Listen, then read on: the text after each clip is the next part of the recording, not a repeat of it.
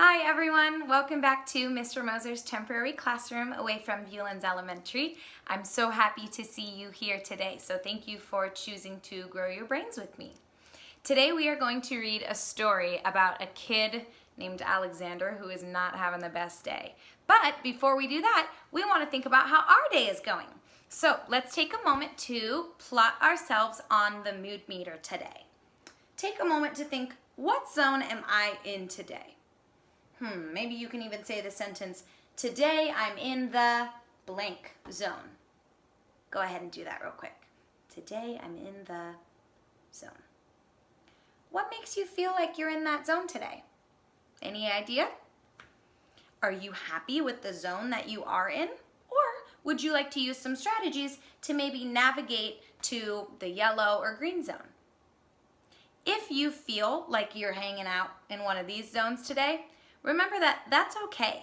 There's a lot of changes going on right now in our life, and there are so many things happening outside and inside our homes. So it's okay if we have days where we're in the blue zone or the red zone, even if we aren't really able to get out of that zone for a little bit. The most important thing is that we know we have people that care about us and are here to protect us. Every single one of you have people that care about you. I'm probably one of them.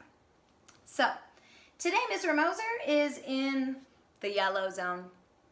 I've kind of changed my mood a little bit today too. I noticed when I first woke up I was kind of in the blue zone myself, but I went on a walk with my dog and I also took some time to take some deep breaths and do some stretches. So now I feel a little bit more ready to take on the day. I'm in the yellow zone and I'm excited to read you a story. So I wonder what zone our main character, Alexander, is gonna be in as we read this story. So maybe you can help me as we read each page, just kind of remember and think to yourself, what zone might he be in today? How do I know that? So today's story is called Alexander and the Terrible, Horrible, No Good, Very Bad Day by Judith Viorst, illustrated by Ray Cruz. Wait. I already saw evidence in the title that Alexander might be in a red zone or a blue zone today. I know that if I'm having terrible, horrible, no good, very bad days, I'm probably definitely not in the green zone or the yellow zone. So let's see what happened to our buddy. Why are you having a bad day, Alexander? I went to sleep with gum in my mouth. And now there's gum in my hair. And when I got out of bed this morning, I tripped on the skateboard and by mistake, I dropped my sweater in the sink while the water was running and I could tell it was going to be a terrible, horrible, no good, very bad day. Wow, that was a lot of unexpected things that already happened to this poor kid Alexander this morning. What zone would you be in if that happened to you? At breakfast, Anthony found a Corvette Stingray car kit in his breakfast cereal box. And Nick, I noticed that you can't see the pictures. I can change that. And Nick found a junior undercover agent code ring in his breakfast cereal box. But in my breakfast cereal box, all I found was breakfast cereal. Man. I wonder how it made him feel when his two brothers got special treats in their breakfast containers, their cereal boxes, and they didn't. I think I'll move to Australia. That reminds me of a kid I know. In the carpool, Miss Gibson let Becky have a seat by the window. Audrey and Elliot got seats by the window too. I said I was being scrunched. I said I was being smushed. I said if I don't get a seat by the window, I'm gonna be carsick. No one even answered. I could tell it was gonna be a terrible, horrible, no good, very bad day.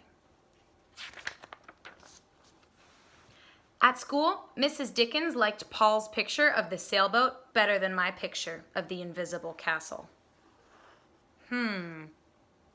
Do you think he really drew an invisible castle? Or was he being silly? At singing time, she said I sang too loud. At counting time, she said I left out 16. Who needs 16? I could tell it was going to be a terrible, horrible, no good, very bad day. Man, Alexander, he must not be in the yellow or green zone. I wonder what zone he's in. What do you think? How can you tell he's in that zone? I could tell today was going to be a bad day because Paul said I wasn't his best friend anymore. He said that Philip Parker was his best friend and that Albert Moyle was his next best friend and that I was only his third best friend. Oh. I hope you sit on a tack, I said to Paul. I hope the next time you get a double-decker strawberry ice cream cone, the ice cream part falls off the cone part and lands in Australia. Man. So I'm noticing that Alexander is in a really bad mood, but now these words that he's using, they might make other people not feel good too. Now we have a few people who might be in the red or maybe even the blue zone. I wonder what he could have done differently. There were 2 cupcakes in Philip Parker's lunch bag, and Albert got a Hershey bar with almonds, and Paul's mother gave him a piece of jelly roll that had a little bit of coconut sprinkles on the top. Guess whose mother forgot to put in dessert? It was a terrible, horrible, no good, very bad day. That's just what it was. Because after school, my mom took us all to the dentist and Dr. Fields found a cavity just in my tooth. Come back next week and I'll fix it, said Dr. Fields. Next week, I said, I'm going to Australia. On the way downstairs, the elevator door closed on my foot, and while we were waiting for my mom to go get the car, Anthony made me fall where it was muddy. And then when I started crying because of the mud, Nick said I was a crybaby. And while I was punching Nick for saying crybaby, my mom came back with the car and scolded me for being muddy and fighting. Oh, man. I am having a terrible, horrible, no good, very bad day, I told everybody. No one even answered. How do you think other people are starting to feel about Alexander's choices today? Do you think other people might be having good thoughts or not so good thoughts about Alexander? So then we went to the shoe store to buy some sneakers. Anthony chose white ones with blue stripes. Nick chose red ones with white stripes. I chose blue ones with red stripes, but then the shoe man said, we're all sold out. They made me buy plain old white ones, but they can't make me wear them.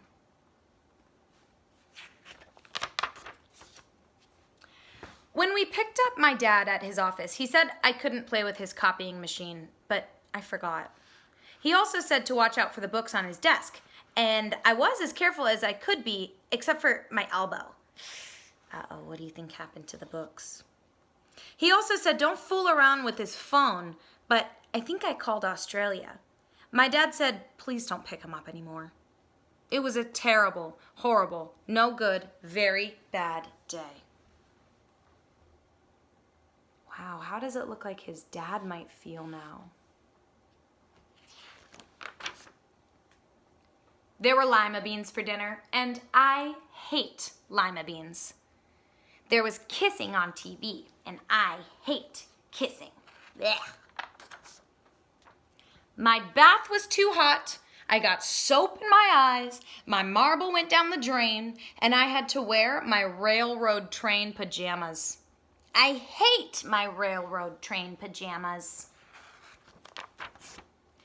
When I went to bed, Nick took back the pillow he said I could keep, and the Mickey Mouse night light burned out, and I bit my tongue. The cat wants to sleep with Anthony, not with me.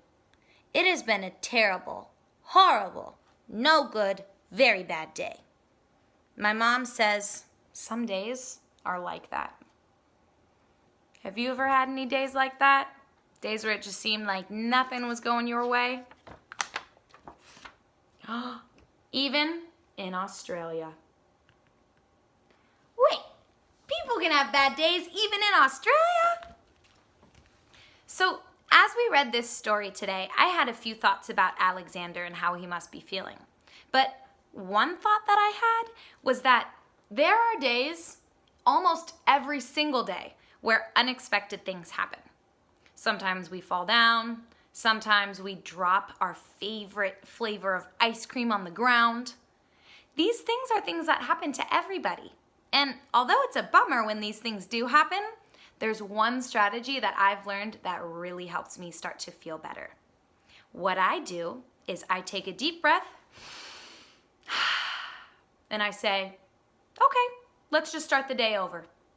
Even if it's in the middle of the day or if it's getting close to bedtime, sometimes I'll even go so far as to walk into my room and take a few breaths to reset and then come back and rejoin the group when I'm ready.